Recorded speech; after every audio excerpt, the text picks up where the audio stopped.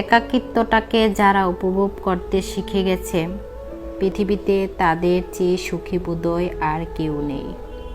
ভালো থাকার জন্য যাদের কেবল নিজের সঙ্গটুকুই যথেষ্ট, তাদের আঘাত করা সকলের সাধ্য নয়।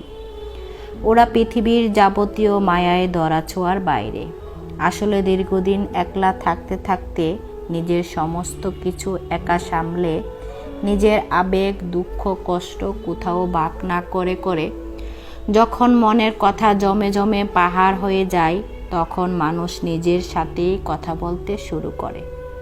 তখন মানুষ অন্য কোথাও বন্ধু খুঁজে না, নিজের সাথেই বন্ধুত্ব করে। নিজের সমস্ত সমস্যা, আবেগ, আনন্দ, দুঃখ, যন্ত্রণা নিজের সাথেই ভাগ করে নেই। অন্য কাউকে লাগে না, না কারো কাছ থেকে কিছু পাওয়ার আশা, না কাউকে কিছু দেওয়ার চিন্তা, না কারো ছেড়ে যাওয়ার ভয়, না কাউকে হারানোর যন্ত্রণা। নিজের দুনিয়াতেই নিজেই মত্ত, কোনো কিছু আর ওদের ছুঁতে পারে না।